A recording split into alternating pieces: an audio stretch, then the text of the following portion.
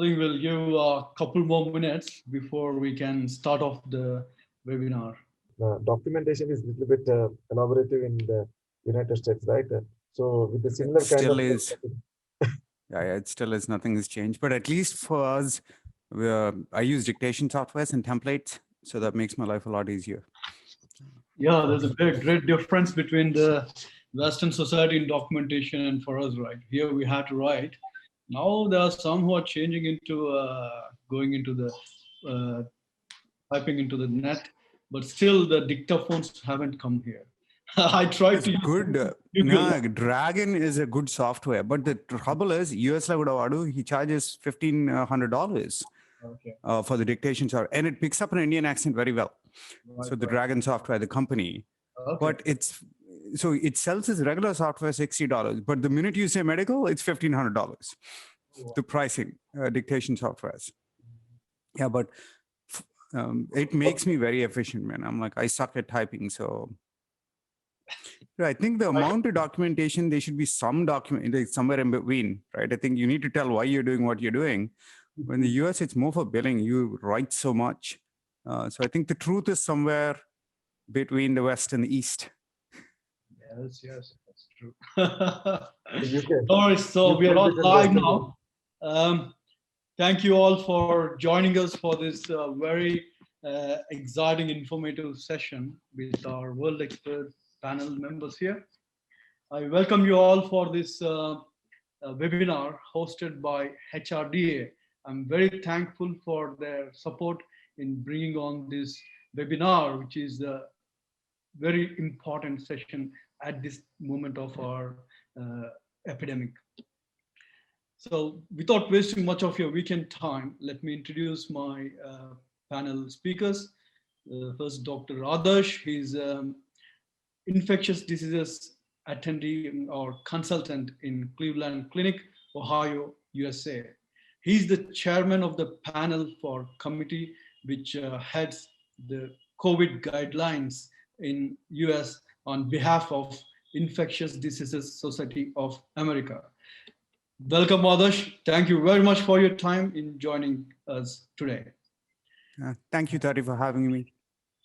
And our second speaker is Dr. Vishwanath Gella. He's our Director of Pulmonary at AIG Hospitals, Gachibowli in Hyderabad. He and his team have treated thousands of patients, and he brings in enormous experience in treating the patients with COVID infection at the moment. Thanks for joining, Vishwanath. We'll look forward to an exciting question and answer session.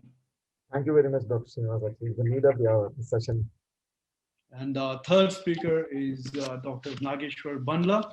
He's a critical care consultant in UK. He's CCT trained, and he has been treating in the critical care units in UK for last year or so. And his vast experience also gives us great information in treating the patients in critical care units.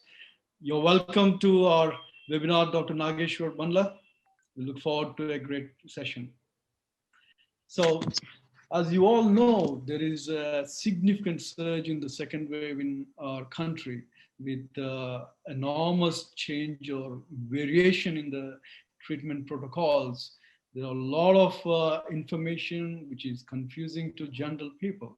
So we thought that it would be very beneficial to have a clinical current guidelines in the treatment of COVID-19 infection.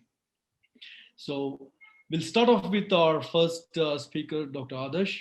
The question which will go is, can you please give us a brief summary about COVID-19 infection and also the current mutants and its variants, please? Okay. So I'm gonna, let me answer the mutant question, Thati. That's easy and hard, and then I'll go into therapies. So as you know, I think there's a lot of terminology around naming these viruses once they mutate. So there are different ways they can name it, but at least the most accepted form, they're called as pangolin lineages, and we call them as variants. So I'm going to talk about variants rather than go into each mutation and confuse you. And I'm not even going to use the alphabet soup and number So if you want it, I can give you the details. So you have the UK variant, which is the first one that emerged.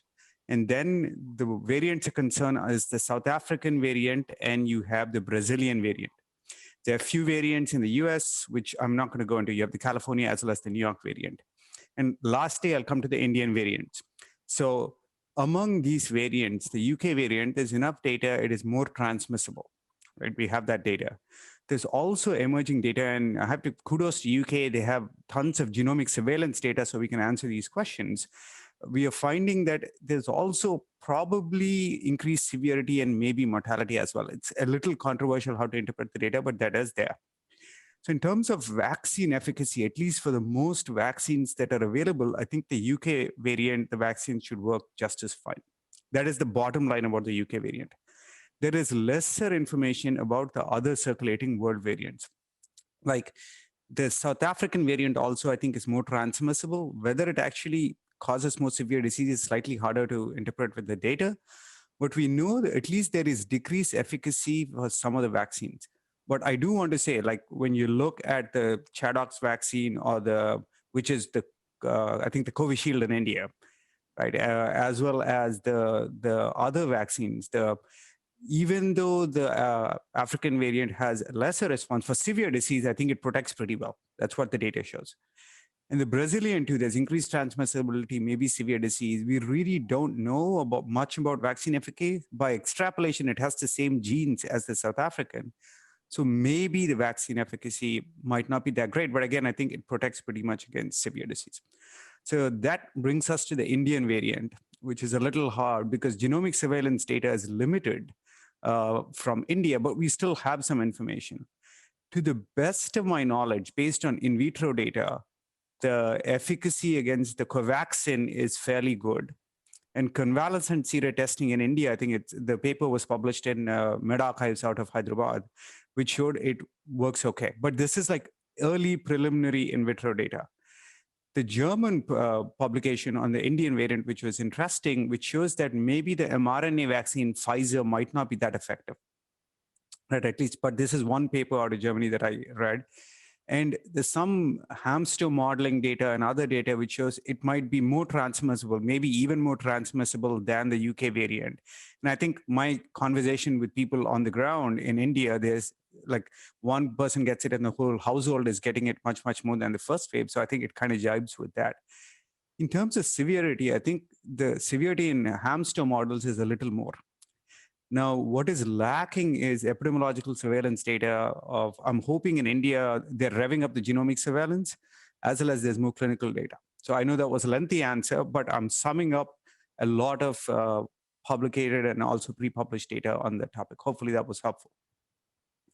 Thanks for that. So if you look at the current mutants in India, the infectiousness of these mutants is more compared to the first wave. Are there any specific reason for that, or how different are the symptoms between the first and second wave with the mutant? And the third question in this line will be, what criteria are you using in defining the severity of infection? If you can give a small. So Tati, the honest answer is we don't know. Right? Again, my earnest request in India is like, you have to do huge trials, but if systematically every place, it could be Excel spreadsheet, collect what is the severity of disease, what is the mortality, I think we'll have better data. There's some surveillance data, but we really need to have that data to figure out there's some people who are thinking this strain will predominate the world. It's just a matter of time because of the transmissibility, but we need more data on severity. We really don't know the answer to that question. So with how to approach, I'm going to share my screen. I'm going to skip to this slide. Hopefully can you guys see this slide? Yeah. Okay. Now, like throughout the world in most trials, I think it's really important to approach these patients and classify this way, because most of the treatments have been evaluated based on this paradigm. So I want you guys to concentrate on this. Mild disease is somebody who just has upper respiratory tract or systemic features. It does not involve the lung. Moderate diseases, this is lung involvement, but there is no hypoxemia. Unfortunately, CT scorings don't necessarily strongly correlate with progression to hypoxemia. So using hypoxemia, again, not just one reading, persistent hypoxemia, and most people define that as less than 94%. And if it's really less than 90%, that's moderate illness. Severe illness is persistently, if your oxygen saturations are below 94% or below 90%, that is severe illness. Critical, you all know. They go on high flow, they go to be intubated, they go on ECMO, even if they're in septic shock, they need pressors, it's critical. All studies have evaluated. The data I'm using is from the China CDC, the numbers or the frequency, and most recent data looks better than that. Again, we don't know much about the Indian variant. 80% of the patients are mild to moderate will get better by themselves without any treatments. I know, except people with extremely high risk factors. Your BMI should be greater than 35. You should have uncontrolled diabetes, cardiovascular comorbidities. Those are the ones, even them, most of them get better by themselves.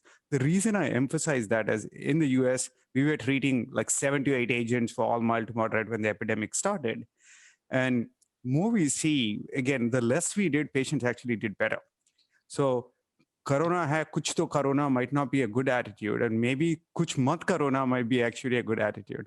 And I'm saying, like, I'm not being inactive. I love a word which says masterful inactivity and cat-like observation. Give them pulse oxes, watch their respirations. The minute they're dropped, you can use evidence-based treatments.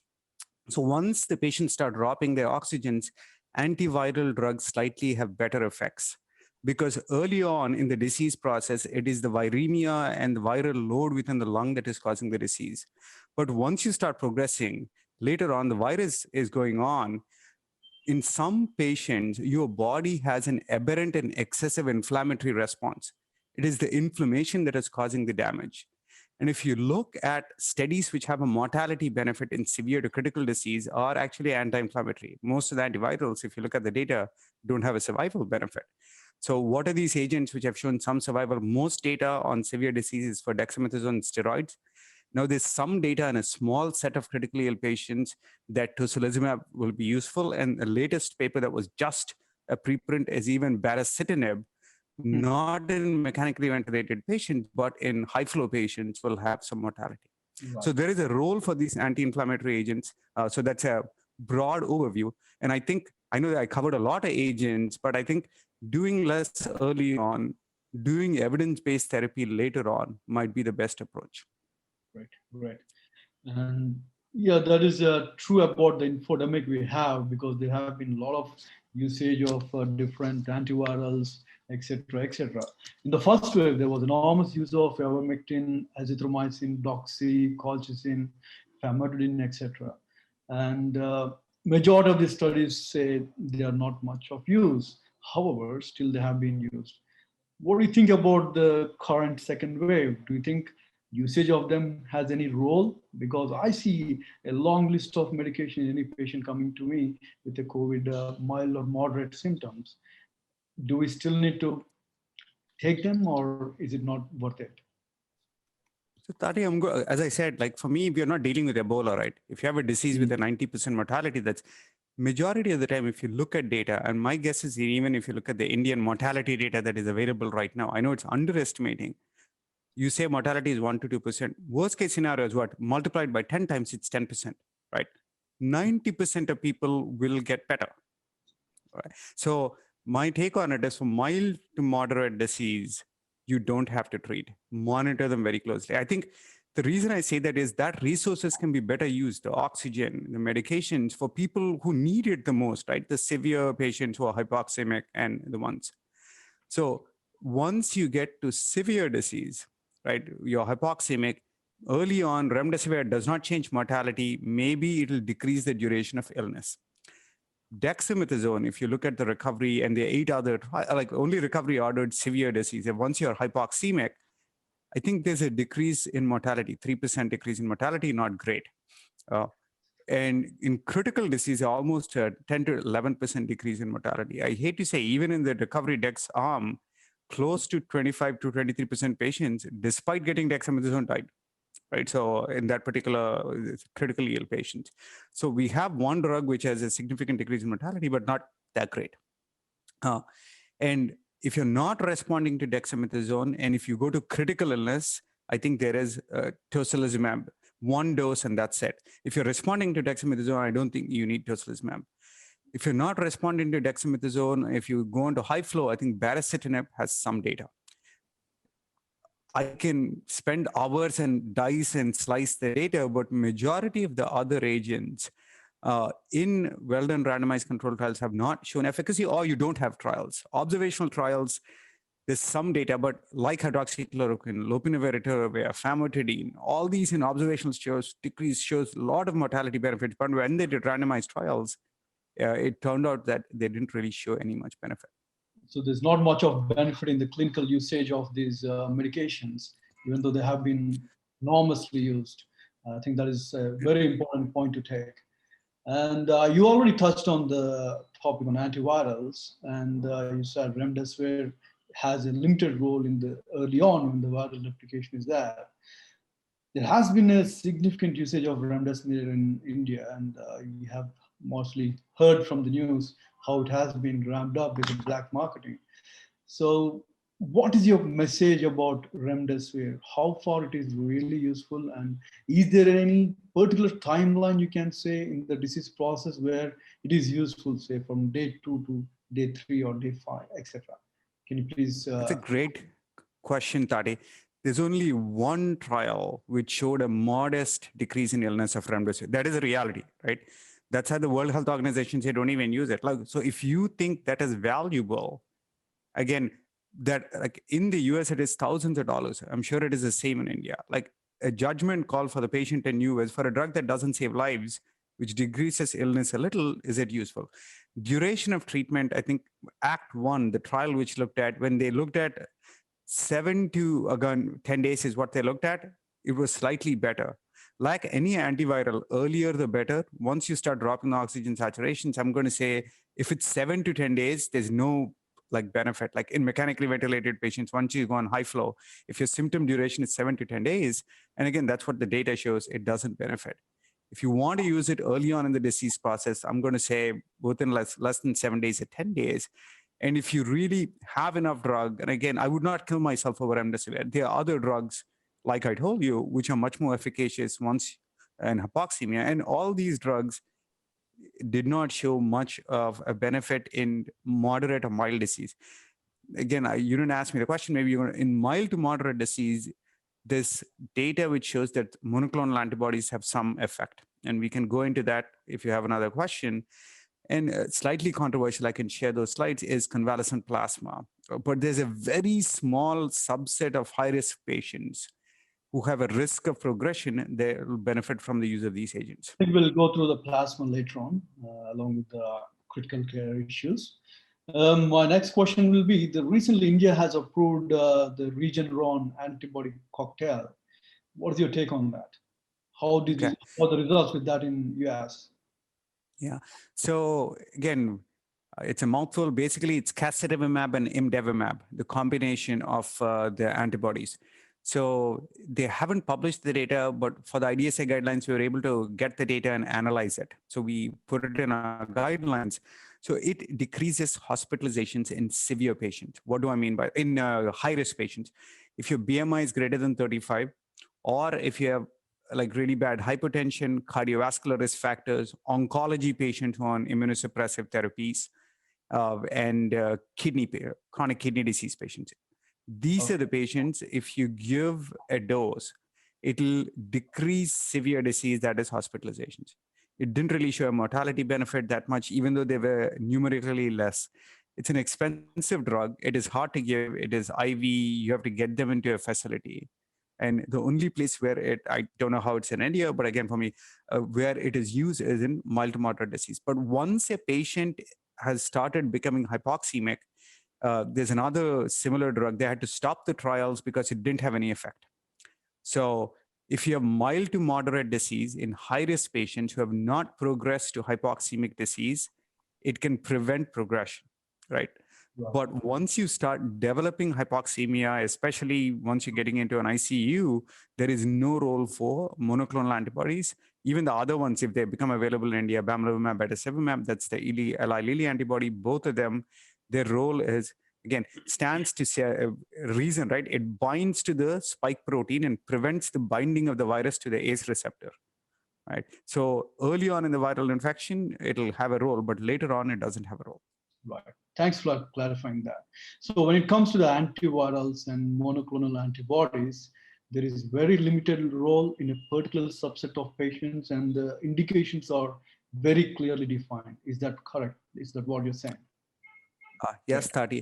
I'm hoping there is more research on antivirals, right? Again, I wish there's a pill that'll cure all this, right? I mean, that would be great. But I'm praying India. My request is please do more studies.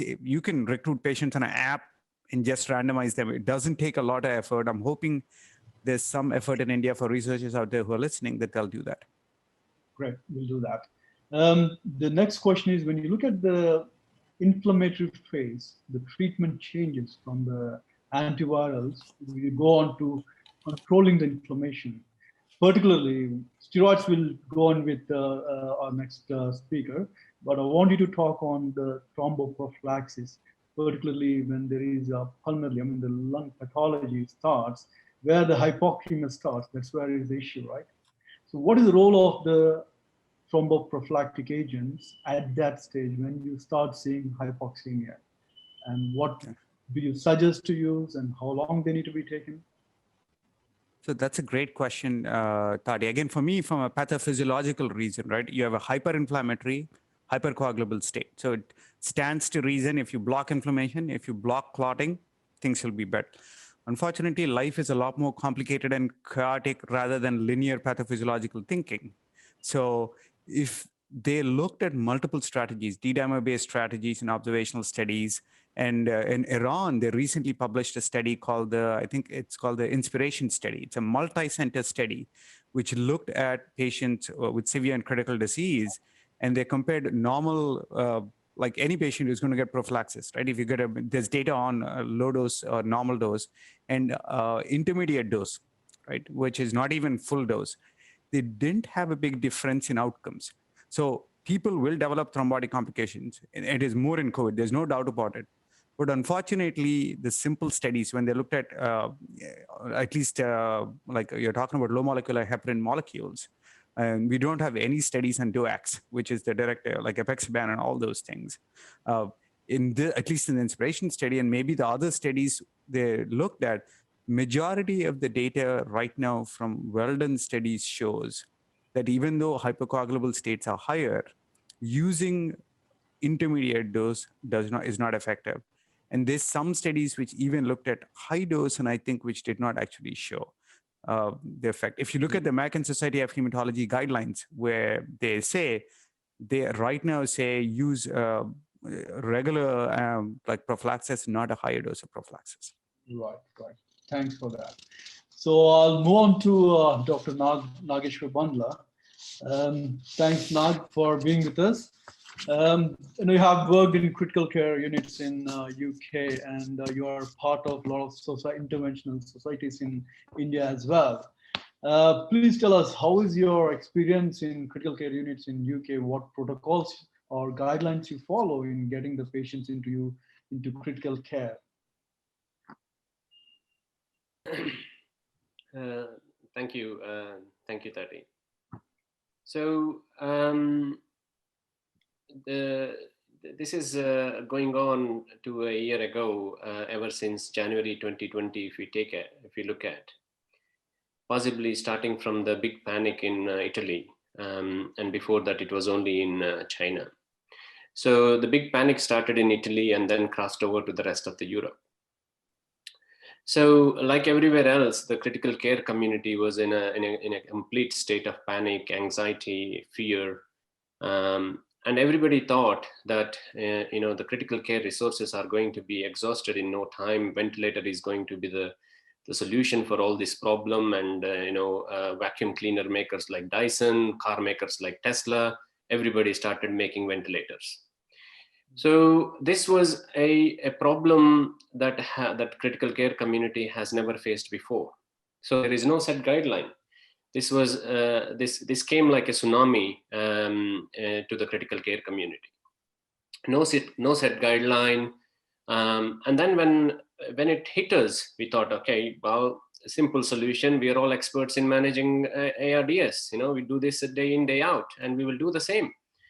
But very soon, it has turned out to be very different to a typical ARDS presentation. We were all puzzled. What is the right ventilatory strategy for these patients? There is not many pharmaceutical options available, not many ventilator options available. So there was no set guidance, I have to say very honestly, to start with. A lot of learning to do over the course of the last year. So what are the current guidelines after with this experience since over a year? Do you have any set criteria now to follow, or you still say it is not clear at all? So we are still learning a lot about the disease. I think the pathophysiology is still not well understood. The transmissibility is still not very well understood. But Adarsh has already touched on this topic. What it is, when people present to critical care, it is no longer the virus that is the problem. It is no longer the symptoms that is the problem. It is actually the host-mediated inflammation, host-mediated immunity. So that is why you will see most studies in critical care are negative, because most of the studies in critical care are negative, because we've gone past the stage where we can kill the bug or kill the symptoms or treat the symptoms. Now we have to treat our own immunity, our own inflammation, which is a difficult process. And that is why most of the treatments in critical care are rather ineffective, and even the best treatments have got little survival benefit. You know what I mean? So we know what to do. We know a lot more how to treat the disease in critical care, in the sense, like, for example, perseverance with proning. For example, I have had patients that are proned 16 to 20 times every single day. So we proned patients over and over until they got better, their lungs got better. And these patients are discharged to the community. So I have never proned a patient on ventilator for 16, 20 days before. So we learned to persevere, especially with the patients that are single organ failure. These patients, COVID patients especially, they do not progress to multi-organ failure unless they have a superimposed infection. Okay, most of the time they are single organ failure, just hanging onto a ventilator, and you need to persevere with them on the ventilator until their lungs recover. Right, great, thanks. Now, oxygenation is a very important topic. We can see the demand of oxygen has increased significantly. So can you put a focus on what would be the ideal or optimal oxygen saturation you look for, and what are the different effective methods you can deliver oxygen to the patients in critical care? So I think one thing that to remember is that oxygen is a drug. Okay, most people do not consider it as a drug, and it is actually nothing but a drug. And it has to be dosed like any other drug that we do to individual patients. So each patient has a different oxygen requirement, like each patient has a different drug dose requirement. Somebody with a traumatic brain injury, somebody with a post-stroke, post-cardiac arrest has a different kind of oxygen requirement. So what we need to remember is that each individual patient, like we review the drug chart, we need to look at their oxygen prescription on a daily basis. A lot of attention needs to be paid. Okay. And most of the time, we are actually doing more. Okay, we are aiming for higher sats, aiming for what we have noticed with COVID, especially, never before we had witnessed patients coming to emergency department with sats of 50, 60. Never before. It's become a common story that somebody come to A&E with sats of even 40. Conscious patients. Yeah. So the patients surprise us actually that they can tolerate much lower hypoxia than what we think. Okay, doctors generally get really worked out looking at the numbers. We like to treat the numbers. Patients actually, in fact, tolerate much lower oxygen levels than what you and me think. Okay, so what I have noticed in India and is that a lot of people are aiming for sats of 96, 98 in ventilated patients. This is not required. Because there is an oxygen scarcity, and when patients are ventilated, we actually, our PaO2 target is 8. Our SATS target is 90. Okay, because over oxygenation is actually as harmful as under oxygenation. Okay, so the oxygen needs to be titrated, targeted for each individual on a different, according to their own requirements. But one message I want to give is that they actually tolerate much lower oxygen levels than we think. We had patients with a PaO2 of 6 to 7, 6 to 7 kilopascals, let's say that is in 40 millimeters of mercury. Never before we would have just sat on them like that. But because we ran out of options and there is nothing more to do, they're already in the prone position on the maximal, conventional mode of ventilation. They are not an ECMO candidate. But even at that critical hypoxia levels, these patients did not progress into multi-organ failure even after 3 to 4 days, if you know what I mean. So their organs were still able to extract oxygen to meet the requirement. So that's one thing I want to say, that keep the oxygen target low, save and conserve as much oxygen as possible in the current times. So in short, we can say we can accept at a lower level of oxygen saturations. We don't have to work on to get above 95. No, 90 and all ventilated subjects is a target if I have to draw a line. You already touched on the numbers and how you monitor the patients in ICU. Can you just give a small more brief on that? And also tell us, what is a mechanical ventilator and when do you intubate the patient and how does this work in a short? Okay, so essentially when you and me breathe, we suck air in. We generate negative pressure, we suck the air in. So if you measure the pressure in your lungs, it's negative because, okay, that's what we do. Okay, whereas a ventilator is a positive pressure generator. So that means the patient is asleep, patient cannot generate the negative pressure, patient cannot take a breath in. So the ventilator puts a positive pressure, a gas into your lungs or my lungs, whoever is ventilated, with a positive pressure and fills up the lung. It's like a cycle pump.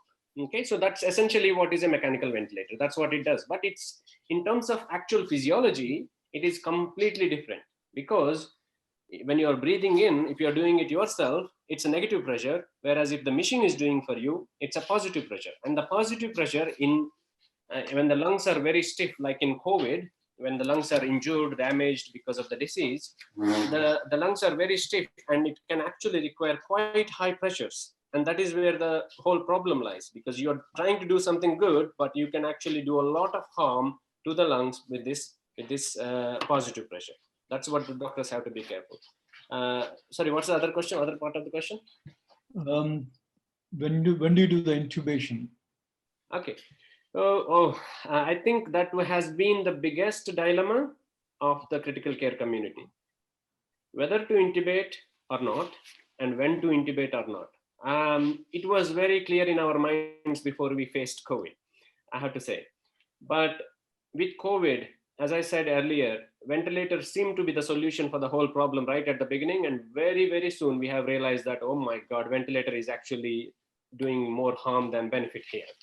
Even today, if you look at the data, 2 out of 3 patients in UK die if they go on a ventilator. That is in a single organ failure. Yeah, that is up to 80% if they have 2 organ failure, up to 90% if they are on 3 organ failure. So ventilator is not the solution. So my take home message is basically wait as long as you can. Wait as long as you can, manage with high flow nasal oxygen therapy, manage with NIV or CPAP, as long as the treatment is tolerated. The key element is not the numbers. Key element is not just look at the PaO2 or SpO2, which are the real surrogate markers, because we don't know the tissue oxygenation or what is happening in the mitochondria. What we need to look at is the patient's, how is the patient? The work of breathing. There are 2 patients sitting next to each other. Both are on 100% oxygen, but one of them has a heart rate of 70, yeah, and a respiratory rate of 20. Then you go to the next patient on 100% oxygen with a heart rate of 120, respiratory rate of 40, sweaty, perspiring. You can see that he is working hard. That means his tissues are starved of oxygen. Whereas the first patient is possibly the organs are still managing to extract the oxygen. So how the patient looks, how is his work of breathing? These are key elements rather than just drawing a line on what PaO2 or at what SATs we intubate the patient. So it's not just the ventilators, it is the clinical assessment and where you got to use the ventilators rightly. It doesn't need a intubation for every patient. You can do with simple HFNC or BiPAP or CPAP machines. That is the message. Next question is a commonly asked question I have seen. When do you do the tracheostomy in these patients, and how long do you keep the patients with the tracheostomy? So again, I have seen a very variable practice in this, especially in India. Actually, I have come across doctors doing tracheostomy very early nowadays to release the ventilators. That's a recent strategy because to cope with the resources. So generally speaking, there is no such a thing as an early or late tracheostomy in critical care. It used to be, because there is only such a thing as the right time for that patient. Okay. The reason I say it is because, if somebody has got a Guillain-Barré syndrome, or if somebody has got a severe traumatic brain injury, we know that this patient is going to be on ventilator for a long time and do the trachea at the very early onset. Whereas in pneumonia, it's very different. With COVID, it's very different. So coming especially to COVID, because we're talking about COVID here, there was a lot of concern in the early days, and actually the British Society of ENT, otolaryngology, they have issued statements saying that we are not going to do tracheostomy for up to 4 weeks, because there was a lot of fear, concern about disease transmissibility among the healthcare workers. But as critical care physicians, we have taken a very pragmatic approach and said we will deal with them like everybody else. As long as you take enough PPE precautions, you should treat them like everybody else. But the COVID, what we all know is that the average length of stay on intensive care is much, much longer. The average length of stay is at least 2 weeks on intensive care. And it takes that long for the pneumonitis to resolve. So if I have to draw a line, when do you do the tracheostomy? I would generally say when the patient is stable, when the patient does not require any further proning episodes, because most of them are proned every single day, when we stop proning the patients, when their oxygenation is stable, when their FiO2 is less than 50, when their PEEP is less than 10, and so these are medical terms. But the right time to do a tracheostomy is when they are stable on critical care, when the pneumonitis has resolved. Okay, that's great. Thanks for that. Now, already Dr. Adarsh has touched on the antiviral usage in the critical care. What is your take on that? Do you think the patients in critical care unit need antivirals or monoclonal antibodies? What is their role? No, they don't. So as I said, by the time they come to the hospital and come to the critical care, they are past the antiviral stage. They are past the viral replicative stage. And as I said, we are dealing with host-mediated inflammation immunity here. So only drug that is shown to be of benefit is steroids in improving the survival. And tocilizumab, we are using it in intensive care only within the first 24 hours of ICU admission.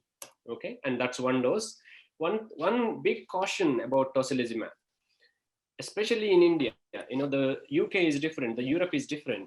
We don't need to worry much about TB, but in India, tocilizumab is used very, very, very commonly, and we got to remember that this is a country where TB is very, very prevalent.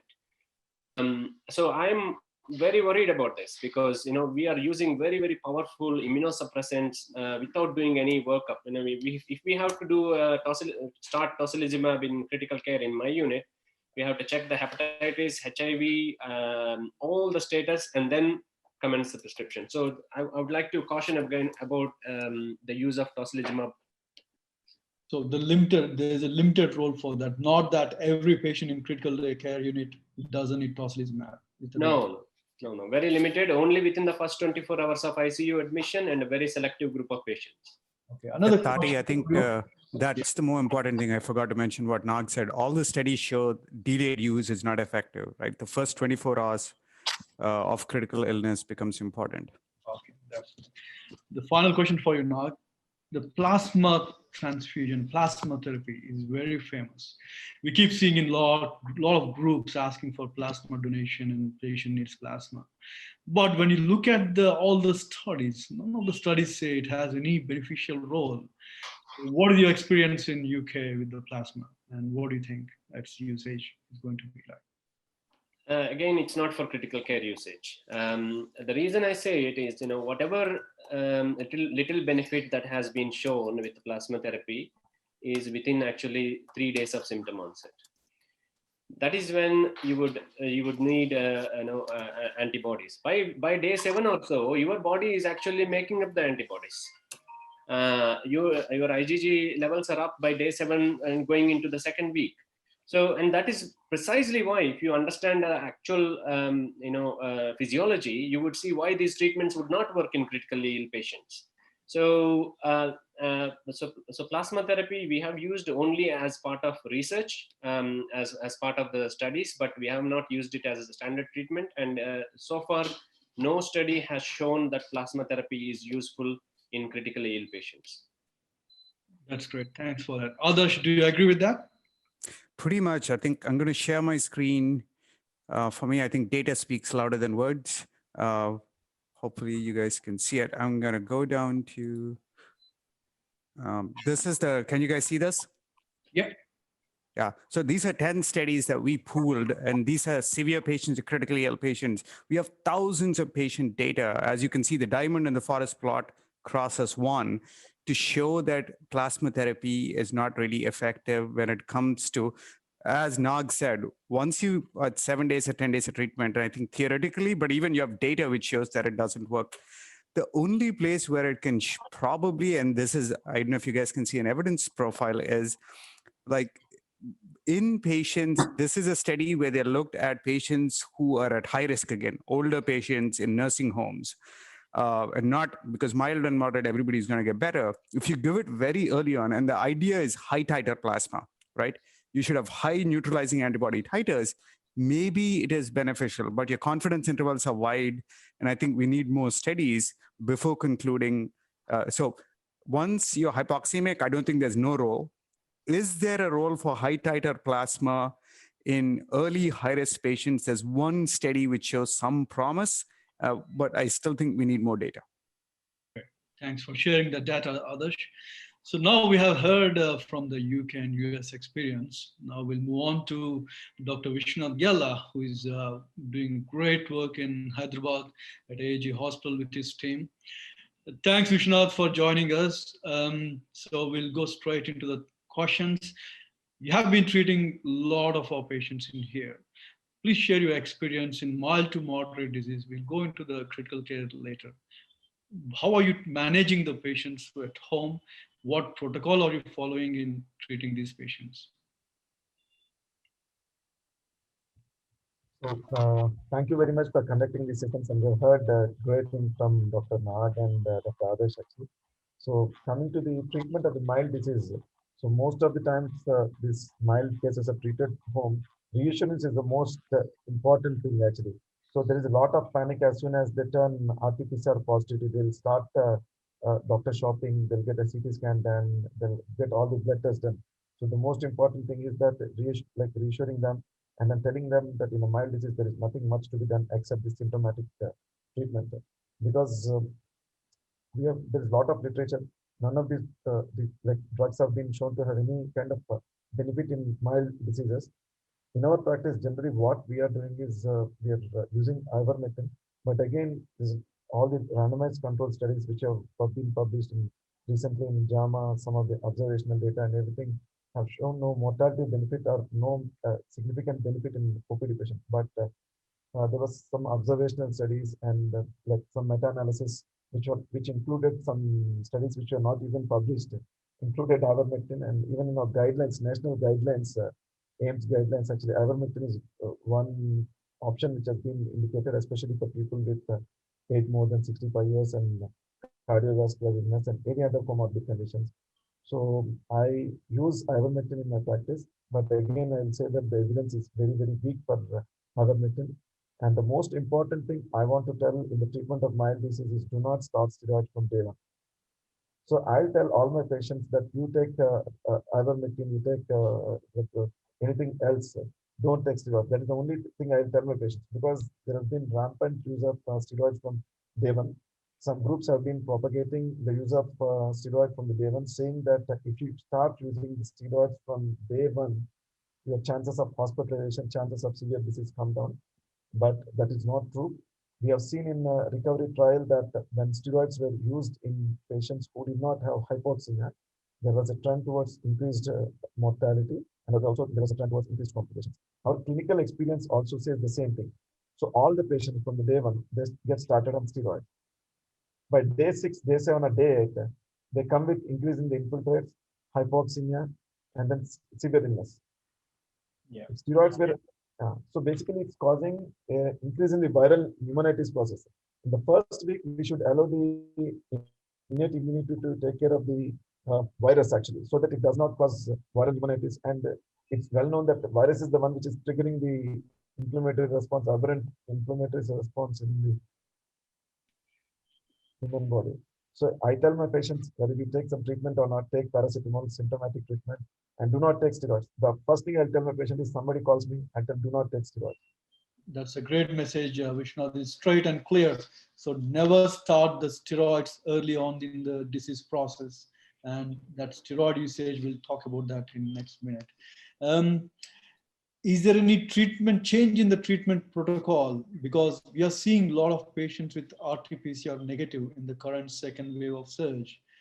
Those with positive and those with negative, who is symptomatic, do you change your treatment at all? So basically, when you're talking about RT-PCR negative cases, that means that you have done a CT scan and that the CT was showing typical features of COVID. Then only at least you can say that it's a case of at least a clinical case of RT-PCR negative COVID. So there is no difference between the treatment which we follow for RT-PCR positive and RT-PCR negative case. Right. Okay. That's very clear then. When it comes to the, I didn't question before about the test required, diagnostic test required. See, RT-PCR is definitely for the diagnosis. And for monitoring, what are the different blood tests to use? And when is the right time to do a CT scan, HRCT? Is it required for every patient who is having home therapy or not? So the most important thing which I tell my patients when they're getting treatment at home is to monitor their vitals, basically the pulse rate, oxygen saturation, temperature, at least 2 to 3 times a day, and do 6-minute walk test and monitor themselves for the drop in the saturation. If the saturation drop is below 94, or if the drop of saturation is more than 4% from the baseline, some people will be having a saturation of 99%.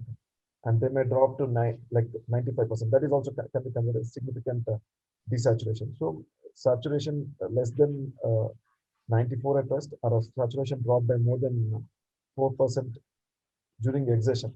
These are the 2 important things which I ask them to monitor. And then if people are not having any high-grade fever or the saturation is not dropping, then most often actually you don't have to do any CT scan also, because it's a confirmed case of RT-PCR, confirmed COVID case. Your vitals are stable, you're mildly symptomatic. You don't have to do a CT scan. So CT scan is only indicated in case of a diagnostic dilemma to know whether you're dealing with a case of COVID or not, especially the RT-PCR negative cases, especially your clinical symptoms are there, then you do an CT scan. But however, in the current scenario, I think everybody who has symptoms of COVID should be considered as COVID, irrespective of the negative RT-PCR report or a negative CT scan report. The one important problem is doing a CT scan actually is causing a false alarm in the patients actually. They see some small infiltrates, ground glass opacities on the CT scan, and they said, oh, my CT scan is showing some ground glass opacities. So I've got a significant chance of developing hypoxemia, and that is when they start steroids. So as Dr. Adarsh has mentioned, there is no correlation between the amount of infiltrates which we see in the CT scan and also the amount of severity of the hypoxemia actually. We have seen patients with significant infiltrates, more than 50% of the lung infiltrates, just coming to OPD with a normal saturation, symptomatically fine. At the same time, we have seen patients who have mild infiltrates on the CT scan visually also having significant hypoxemia. It's so mainly the disease monitoring and the decision to give steroids or not, whether to give home treatment or not, will depend mainly upon the vital signs. And coming to the blood investigation, the most important simple blood investigations which I do in my patients are doing a CRP, D-dimer, and the complete blood picture to look at the neutrophil lymphocyte ratio and the ferritin in some of the patients. Because each of these has got a therapeutic, like a significant prognostic significance. If ferritin is more than 800, it indicates that the patient is going into an imminent cytokine storm. NLR ratio less than 800, again, there's a high risk of cytokine storm.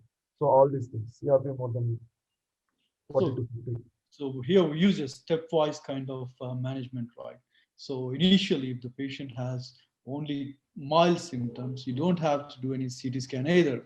The CT scan is required when you see there is a hypoxemia or the saturations are dropping down.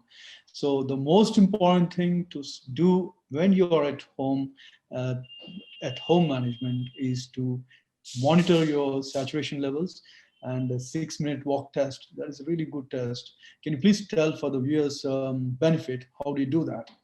6-minute walk test.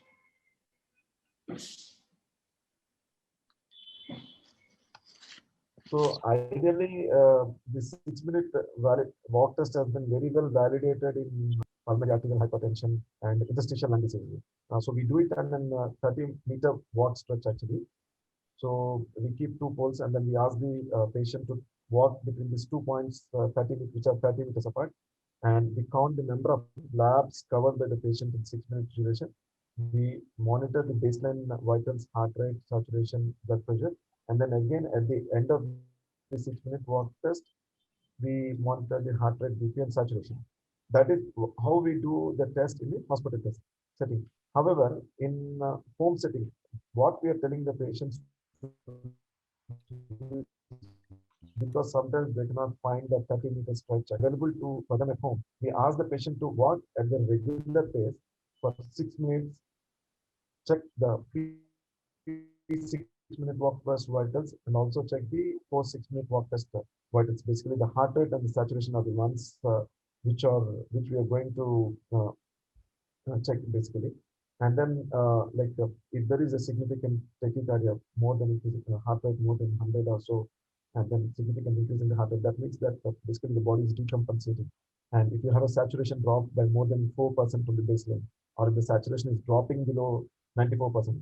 So basically here it indicates the desaturation on the 6-minute walk test indicates that there is a high chance that you can develop resting hypoxemia in the next 48 to 72 hours basically. So you are unmasking the silent hypoxemia by doing a 6-minute walk test. So the basic things are whatever stretch is available, walk at a regular pace, monitor your pre-walk saturation, heart rate, and the post-walk heart rate and the saturation. Right. So that's very clear about that. Thank you for that. When do you decide to transfer a patient into the hospital? If you're treating a patient at home, what are your criteria to shift the patient to the hospital? So, when the person's disease is progressing into a severe disease, basically the saturation is becoming less than 94, or if the patient complains of breathlessness or severe cough on especially deep breathing, or sometimes there is a persistent fever, extreme weakness. Basically, they are not able to manage themselves. Confusion of chest, sometimes when CNS is affected. These are the indications which we use to ask them to come to hospital for admission. So there are very clear identified indicators where the patients are going to hospital. Not that every patient who has the symptoms doesn't need to go to hospital, because we are seeing that most of the beds are used up where the patient doesn't have to be in the hospital. But those who need the hospital bed are denied because of this lack of physical resources. So that's a very clear message, Vishwanath. Thank you very much. So we'll go on to the next question. How does your hospital-based treatment differ compared to the home treatment?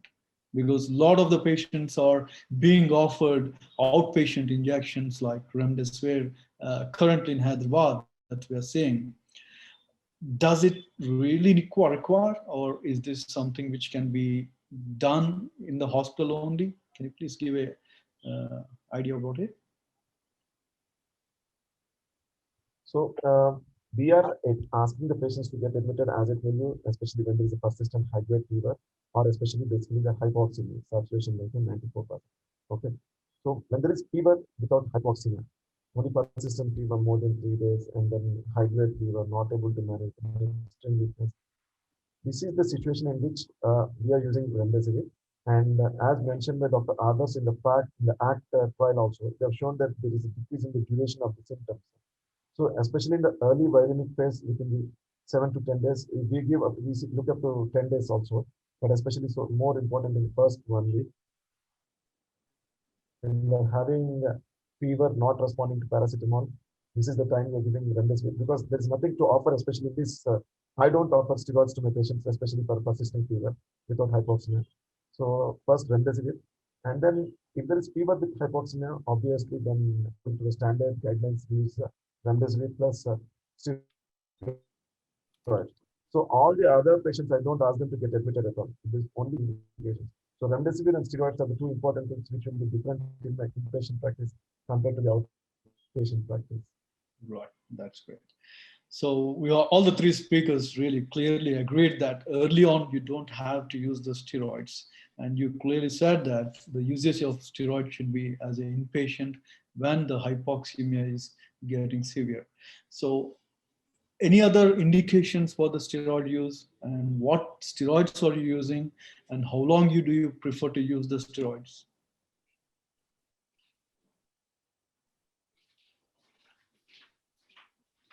So one indication is the resting hypoxemia. Second indication, though it's not evidence-based, when there is a desaturation on the 6-minute walk test, there also 7 days of illness. When there is a 6-minute walk test desaturation, we are using it because that is a sign of basically silent hypoxemia. That is one. And in the case of like persistent fever, especially first option which I use in our patients as per the evidence is use remdesivir to decrease the fever or decrease the duration of symptoms. In spite of remdesivir, if somebody is having spiking fevers also, that is the time, especially when I add a small dose of steroids. I don't use heavy dose of steroids. Dexamethasone 2 to 4 mg. Right.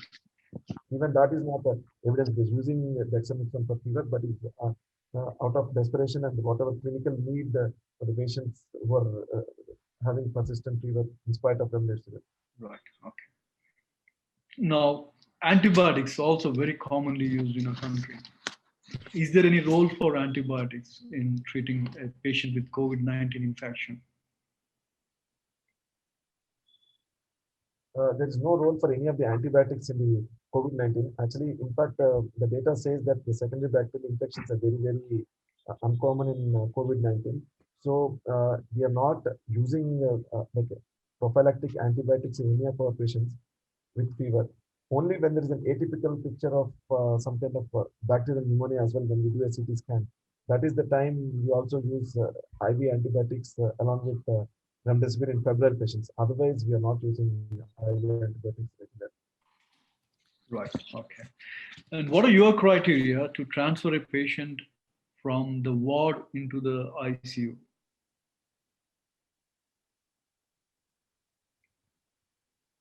So, like patients who are maintain good saturations with no distress, we are trying to manage them in the hospital in the inpatient itself, especially when the patients are distressed and oxygen requirement is more than 8 liters of oxygen, and then there's a confusional state when the patients require any assisted kind of ventilation because of the distress. This is the time we are trying to ship them to ICU or a HDU kind of setup. Patients, lot of patients on in the last 1 month, what we had is we had shortage of ICU beds. We had to manage patients even on high flow oxygen, especially on 15 liters of oxygen in the ward itself. But thankfully, with awake proning and all, I think patients were able to be weaned off the oxygen, they were able to be discharged out of the patient. So to give us an idea, because you have been involved in treating Indian mutant COVID virus, how is the recovery rate in these patients with the second wave compared to the first wave? So compared to the first wave, actually what we are seeing here is first that like people are becoming sick early on actually. As early as 5 to 6 days, 4 to 5 days also, we are seeing that the patients are becoming extremely sick, requiring ICU admission or oxygen actually. And early on, we are seeing thrombotic events, the DDM is going very high. So all this is we are seeing actually. But coming to the improvement rate and all, improvement rate is very good actually, especially when they reach invasive ventilation. Again, as Dr. Adarsh said, it's the mortality has been very high. But however, the mortality has reduced compared to the like the first wave. The reason being, I think there is less usage of steroids. Actually, we use only moderate dose of steroids. Early on in the first wave, actually, we knew that steroids help the hypoxemic patients, and some of the patients had to be put on like a high dose of steroids because of persistent inflammatory marker elevation or significant hypoxemia. That is when we realized that a lot of our patients are having secondary bacterial infections, sepsis, and septic shock. So I think now we use moderate dose of steroids. Either we use a dexamethasone dose of 8 milligrams twice daily, based on the Indian guidelines or the CDC guidelines, or we use only methylprednisolone 40 milligrams twice daily, the highest dose. We avoid using the high dose steroid. So we have realized that the mortality is better compared to the first wave. We're able to wean on the patients well, especially the moderate dose steroid. But the load being so high that the numbers will definitely be more compared to the first wave. Right, right.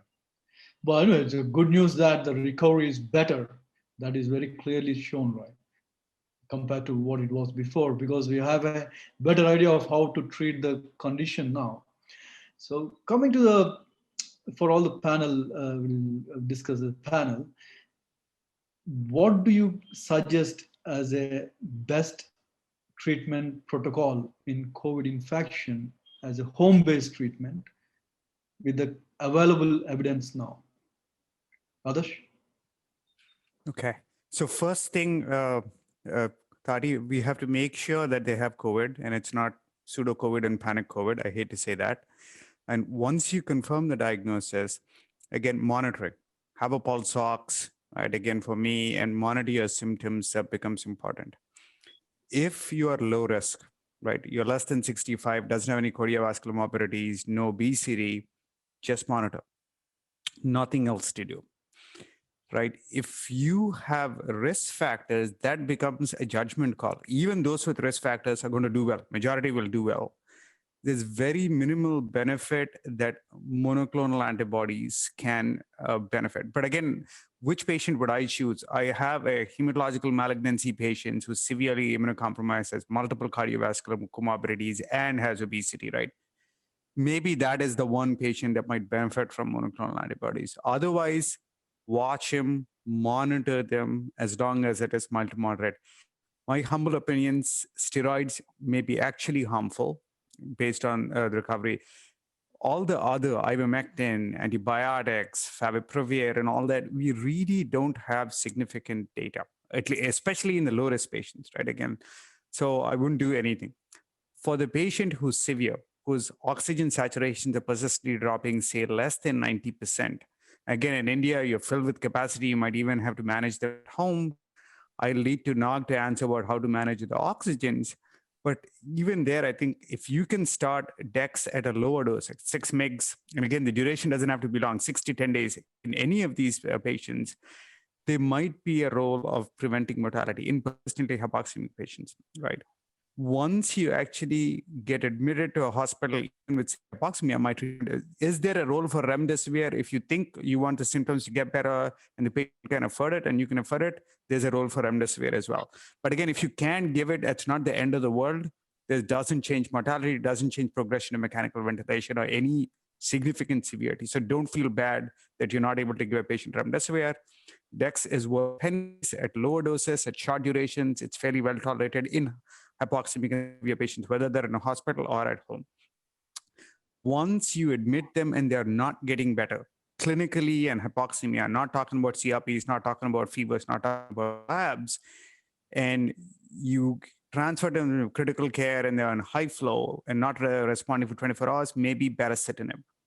Right? Again, that trial came out just yesterday and day before. And if critically ill going on mechanical ventilation and you're not improving on dexamethasone, then there's a role for tocilizumab. That's it.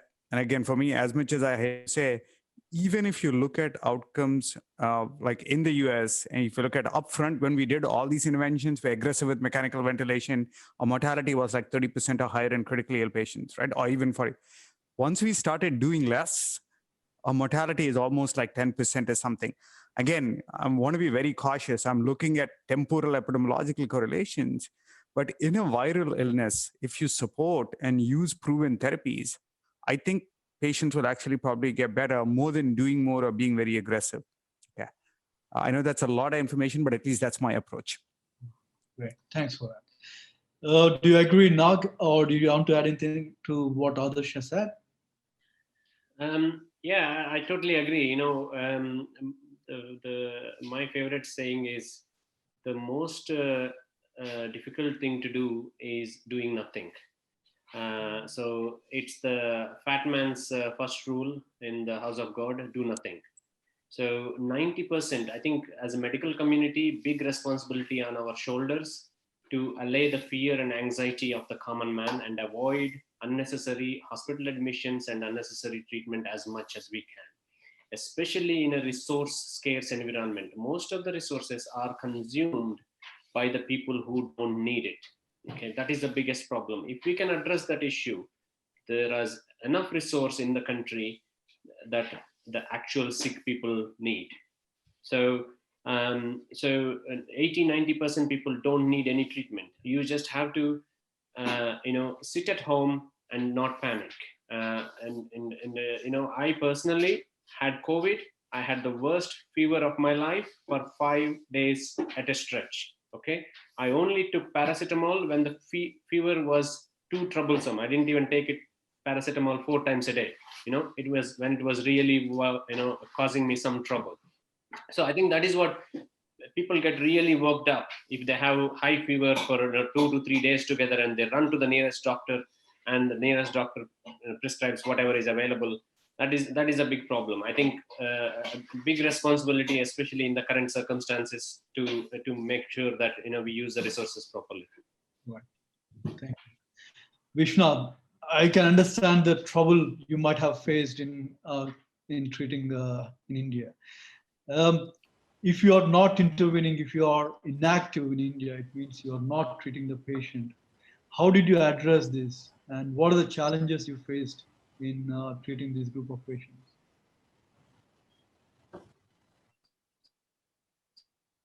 So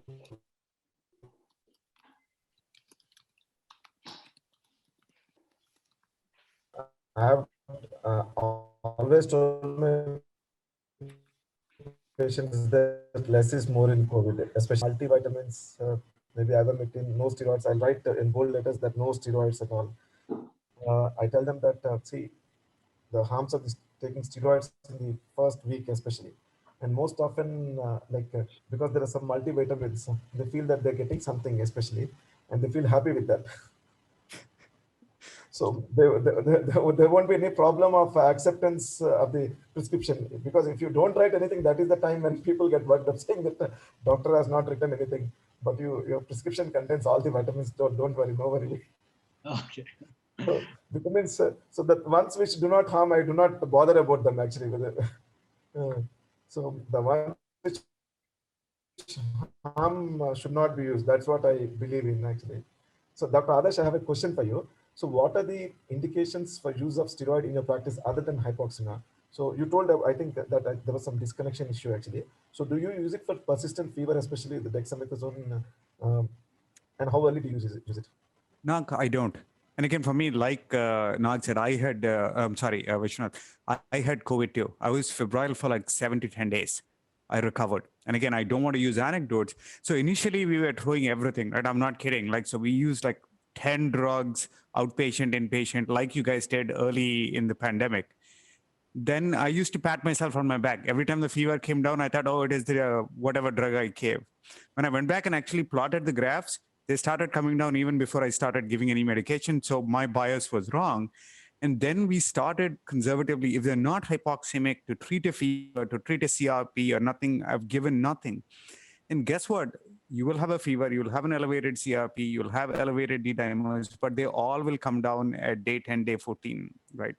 And the patients who worsened on day 14, day 20, rarely it is something else. I had a patient with Legionella, I had a patient with heart failure, I had a patient with PEs. So we get so fixated on COVID, we realize like other diseases exist in the world too, right? Again, so, and the few times when I thought, oh, the COVID got worse because I didn't treat anything, I was able to find, like I think Nag said, I think one, it is difficult to do something, but also we get invested in one diagnosis. Sometimes we stop believing, not look. So what I take is a cognitive break, right? If a patient's not getting better, take a break and then say, okay, could it be something else? And so I've always done better. So steroids, unless they're hypoxemic, we have not used. And even when we use it, 6 mg of dexamethasone for duration of admission or max 10 days and more than that. What I can Is there understand any- from you, sorry, Vishnu, go on, go ahead. No, do you give importance to CRP value, and what, if you're giving importance, what is the cutoff which you take to decide about steroids or no steroids? Yeah. So Vishwanath, we know that CRP values are associated with a worse prognosis. There's no doubt about that. But if you look at does a guy who has 20 milligrams per deciliter is so much worse off than 7.5 milligrams per deciliter? We really don't know, because a lot of the inflammatory markers, again, I'm not going on to the biology, depending on your obesity, depending on your other factors in each individual person could be different. And two, in terms of biomarkers of response to therapy, like there's no data on CRPs and D-dimers. And ironically, I'm going to give you an example. If you give tocilizumab, your IL-6 levels will go up the next day because your soluble IL-6 will be high. So I'm very cautious about measuring biomarkers as response to therapy and go with clinical indicators to treat the patient.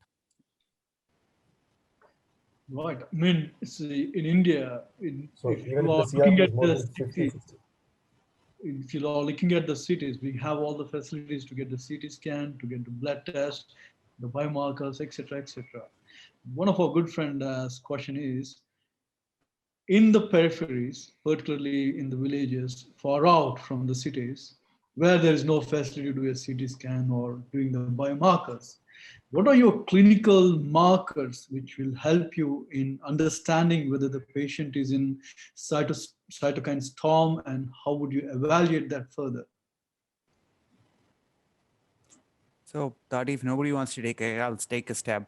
Even in a hospitalized patients, right? Just because you have a test, you don't have a chest, right? Test.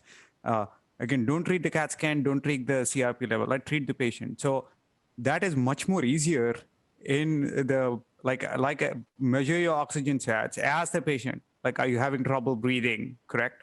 That's very easy to measure. And you can check blood pressure, manometer to see actually if they're significantly hypotensive. You don't need fancy technologies to monitor patients with COVID-19 in the hospital or outside the hospital. If those things look abnormal, then again, you have an oxygen concentrator, you can use oxygen, and I can talk about what are the indications, or you can talk about starting DEX, which is pennies, correct? So the sad part is we don't, unfortunately, all this technology doesn't really make a big difference in management. So which is the good part is you don't need technology to manage at least the early phase of disease, no matter where in the world you are. That's great. That's a great answer. Thanks, Adarsh, for that. How about the treatment in pregnant women and in the kids? Is there any difference in the management in these two group of patients? Vishnu? So pregnancy, especially when they're mild case, less symptoms, actually we're not offering any treatment to them except the home isolation, reassurance, and the vitamin supplements. However, some of them are turning out to be having high-grade fever with for more than 4 days or so. We discussed with the gynecologist basically and try to offer them remdesivir. Though we know that remdesivir actually has not been studied in people who are less than 18 years of age, and it's not been studied in pregnant women actually. some, I think, observational data to say that remdesivir is safe, especially after the first trimester. So when the risks, when the benefits outweigh the risk, that is when we try to give them remdesivir. So otherwise, I think we are not offering remdesivir for any of the patients. And in fact, our gynecologists, some of them go on to say that if you want to get a CT scan, they go on to say that, see, the mother's life is more important than the child's life, especially when the clinical situation is severe, high-grade fever, extremely weak, or so. They go on to say that don't worry about CT scans. Some of them have been so pushy pushing us to do a CT scan also. Right. However, we tell them it's a clinical situation, a clinical judgment, and then auscultation, monitoring of saturation, and the clinical condition which dictates us what to do and what not to do actually. Yeah, that's the common sense, right? Mother's life is very important than thinking about the pregnancy. So recently, got to do whatever we got to do to make the mother better. Yeah, recently, and when it comes to steroids, it's the same thing. Steroid usage in pregnant. Yeah, steroid usage in pregnancy, there is an indication of hypoxia. We need to use it actually. I think in pregnancy, methylprednisolone is safer than dexamethasone. I think there is some issue with the placental. I'm not able to recollect what is the exact reason, but methylprednisolone I think is safer than dexamethasone. If it's indicated, we can use it too. All right. There's one general question with the WhatsApp university and social media universities, there are numerous home remedies which have been prescribed by all the doctors, specialists in the world. As a panelist, are there any home remedies you guys would say would make a difference? So I see some of the questions as well about zinc, vitamin D, vitamin C. Whether they have any role, any beneficial role, and so on. So I'm sure they are beneficial, but not when you are ill with COVID. So they are better taken as part of your diet. That would be my advice. Over a longer term, have a balanced diet, a good nutrition, and have it supplemented in your body over a longer period of time. Suddenly you get COVID, you take some vitamin C and vitamin D, you aren't going to get better. So there is no magic therapy. This is one message that we want to give very consistently, is that there is no magic therapy for this. There is no single device like a ventilator that will address this issue. There is no single pill like a tablet that will address this issue. Yeah, Adarsh, do you have any? I have a question to Dr. Adarsh. Yeah. So for me, I think hydrate, right? Again, for me, watch whatever TV you want to get. Again, you can take multivitamins, it makes you feel better. Niels Bohr, I think a famous chemist, had a horseshoe with him. And one of the guy was like, he was shocked. He was one of the world's best scientists. Like, why do you have a horseshoe? He said, no, it doesn't work. I don't believe it works, but somebody said it does. That's why I kept it. So if you want to take something which is safe, just because psychologically it'll make you feel better, go ahead and take it. But don't do anything that has, like some of the Ayurvedic preparations have base metals like gold and silver. Dude, those are dangerous, right? So something which is benign, fine. I don't know if it works or not, but some of what we call as over-the-counter measures could be harmful, especially among traditional medicines. Just be careful. Yeah, Vishwanath. So Vishwanath, the question. So Dr. Adarsh, I have a question to Dr. Adarsh. So what will be your practice in Cleveland Clinic, especially for a pregnant patient coming with a persistent fever, more than 3 or 4 days, high-grade fever especially. So I think low-grade fever, most of them will be able to manage at home. But in case of a high-grade fever with pregnancy, so Vishwanath, that is a very difficult. I'll try to see somebody else can see the patient. The reason I say that is like, there's no data on pregnant and lactating women and children. And again, a bigger issue I'm going to say, so we have written multiple articles, these companies which are doing trials, because that makes approval harder, right? That's why they eliminate all these patients. So even with NIH and CDC, we are training, and I felt like, guys, you have to do studies in these patients. How are we going to treat these patients? I know that's a bigger problem than what you and I, like you said, again, if the mother is critically ill, the priority is the mother. You use whatever therapy that is proven. Like you said, the same criteria that apply for a regular patient also applies for maternal patients as well. I'm not going to treat unless she has the indications. Whether you can, there's some data on methylprednisolone, there's some data on hydrocortisone as well, on trials on regular patients. So we have prior data that one particular steroid is safer in pregnancy. You can use that, right? But the patient should be hypoxemic. Prior to that, there's no point in doing that. The same thing with also any other drug. Again, if they're critically ill, the mother takes priority over the child, and I'm only going to use proven therapy. All the more reason not to use unproven therapies and not to chase surrogate endpoints, right? Like CRPs, fevers.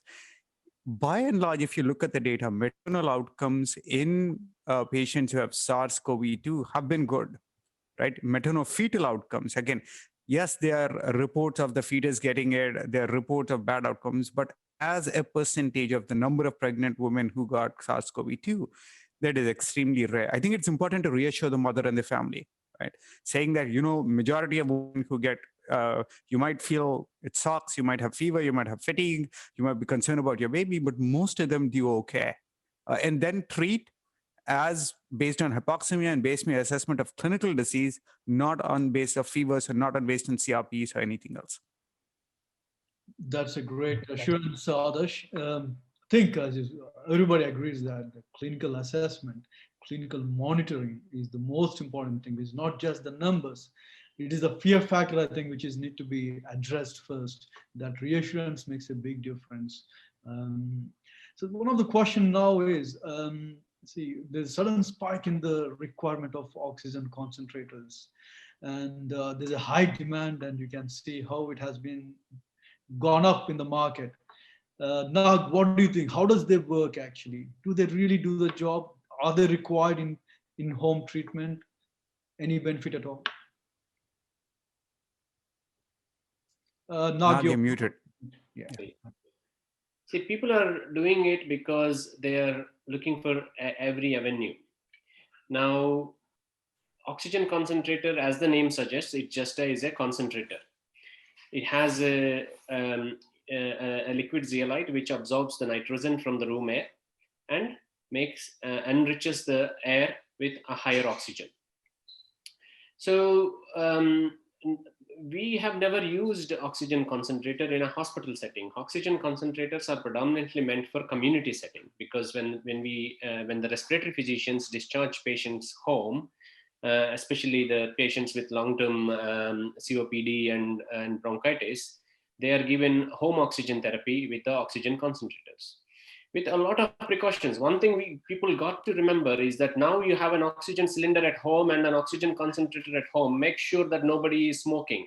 Okay, there's going to be a rampant fire hazards with this. Okay, so everyone now has got a oxygen concentrator, oxygen cylinder at home, and there is, when we discharge a patient to community on home oxygen therapy, there is a few days of assessment that is taking place in these patients, making sure that they stop smoking, there's no one smoking around and all that.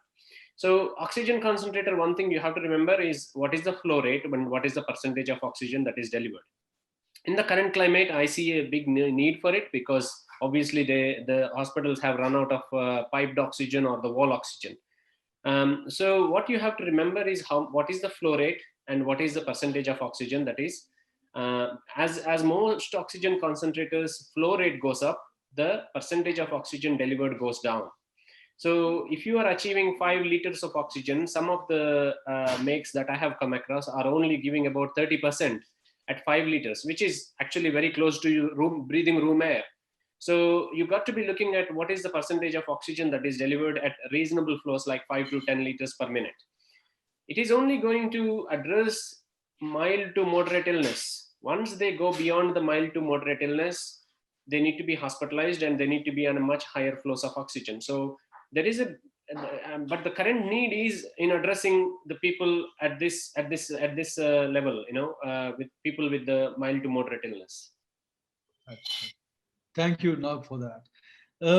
So we'll sum up the session. Thank you for the panelists for your great expertise in treating these group of patients, and you're giving a clear kind of guidance in the treatment of these patients at this hour of need.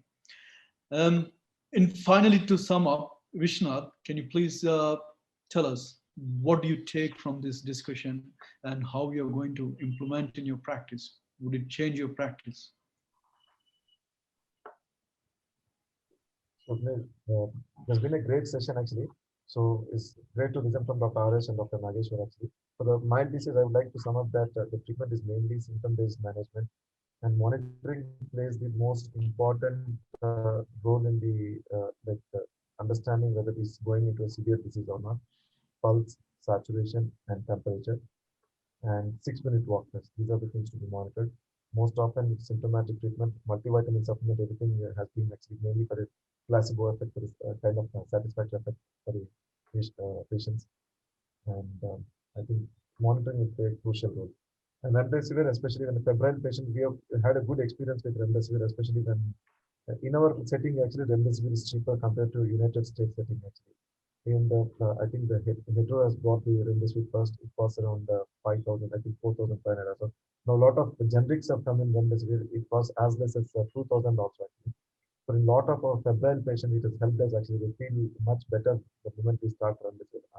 I know it doesn't have a mortality benefit, but again, for people with persisting fevers, remdesivir has helped us significantly.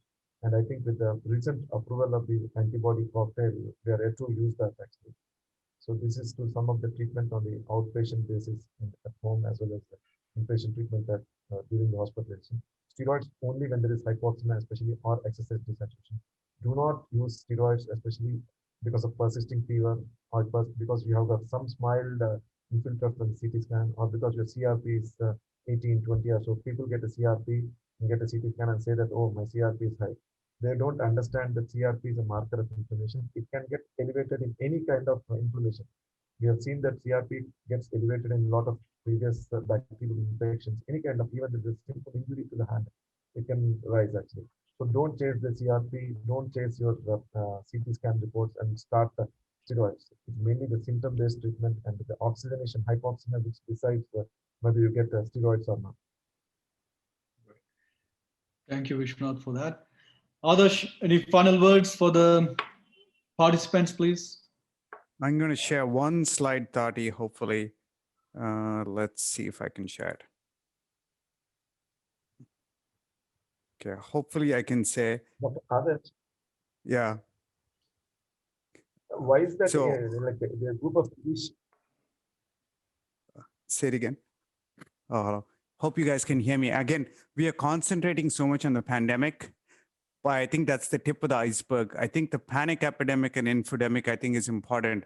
Again, if we rush and if we see too many patients, if we do too many tests, if we treat too much, I think we will get fatigued and we will actually exhaust the resources we have.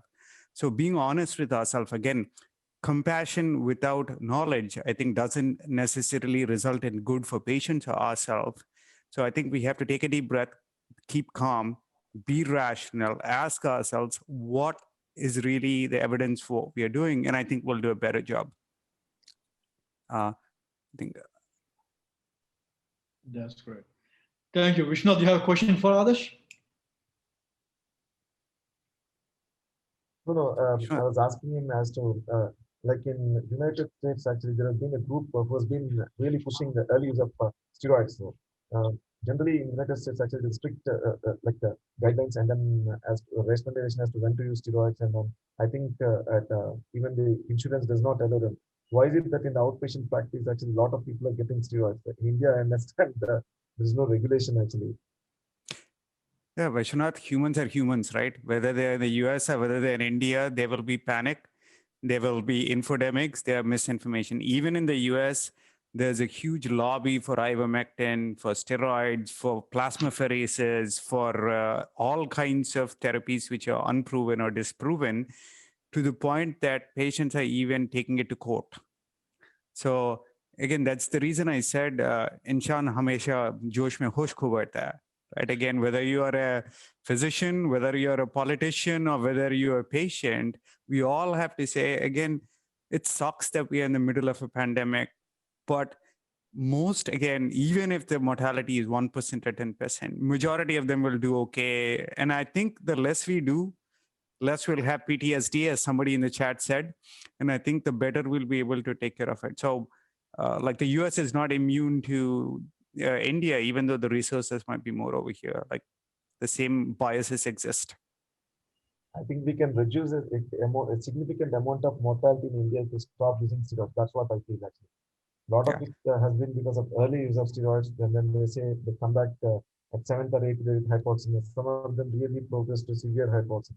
At least I think significant amount of mortality can be reduced by avoiding early use of steroids. Yeah, absolutely agree with you, Vishwanath. Thank you, guys. Thank you for giving us your time and great advice. And what I take it from you all is that early use of steroids is a big no. Please don't use steroids early on, and leave it to the experts when it comes to usage of the steroids. Number two, when it comes to the antivirals, yes, remdesivir has a small role, but again, that need to be left to the experts who are treating the patients, not the WhatsApp professors. There is a very clear message on that.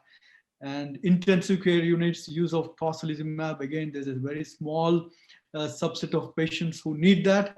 Again, that need to be coming from the experts only. And as Adarsh said, we got to use all these resources very rationally and with clear conscience whether they make any difference to the patient or not. So with this, I thank all the panelists. I thank all the participants who have been with us, and I hope they had got good information apart from coming off from this infodemic, a clear message on what to do and what not to do. And I thank the HRDA Academic Committee for being helpful in bringing on this webinar to stage, and also the HRDA together. Thank you very much. You guys all have a great weekend. Thank you. Yeah, Bye. thank you, Dr. Srinivas, Dr. Adarsh, and Dr. Nageswar. Thanks, guys. Yeah, bye-bye. Bye.